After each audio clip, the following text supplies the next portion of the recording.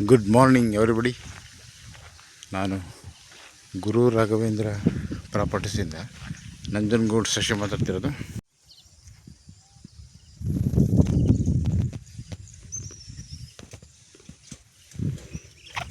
ಈ ರಸ್ತೆ ಬಂದು ಸರ್ಕಾರಿ ರಸ್ತೆ ನೋಡಿ. ಇಲ್ಲಿಂದ ಶುರುವಾಗುತ್ತೆ ಲ್ಯಾಂಡ್. ಇದು 1 ಎಕರೆ 30 ಗುಂಟೆ.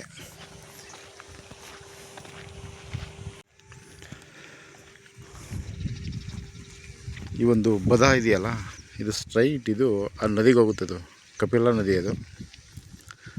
ಸೊ ಉತ್ತರಕ್ಕೆ ರಸ್ತೆ, ರೋಡು, ನಾರ್ತ್ಗೆ ರಸ್ತೆ, ಸೌತ್ಗೆ ರಿವರ್.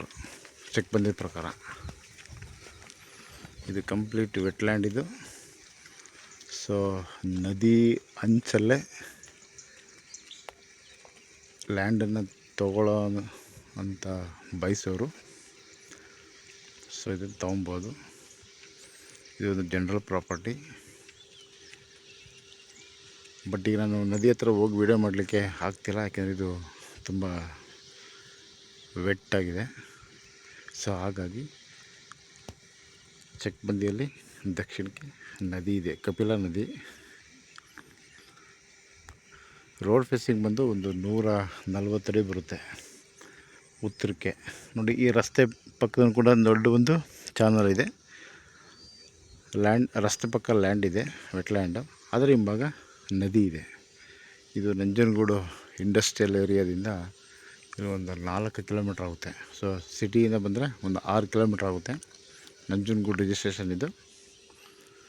ಮೈಸೂರು ರಿಂಗ್ ರೋಡಿಂದ 21 ಕಿಲೋಮೀಟ್ರ್ ಆಗುತ್ತೆ. 21 kilometres from Mysuru ring road and 6 kilometres from Nanjangud. So tar ರೋಡಿಂದ ಜಸ್ಟ್ 1 ಕಿಲೋಮೀಟ್ರ್ ಆಗುತ್ತೆ. ಸೊ ಇದು ಈ ನದಿ ಅಂಚಲ್ಲೇ ಕೆಲವರು ಕಮರ್ಷಿಯಲ್ಲಾಗಿ ರೆಸಾರ್ಟು, ಹೋಮ್ ಸ್ಟೇ ಆ ಥರ ಮಾಡೋಂಥವ್ರು, ಇಂಟ್ರೆಸ್ಟ್ ಇರೋರು ಇದನ್ನು ಮಾಡ್ಬೋದು. ಚೆನ್ನಾಗಿದೆ ಜಾಗ.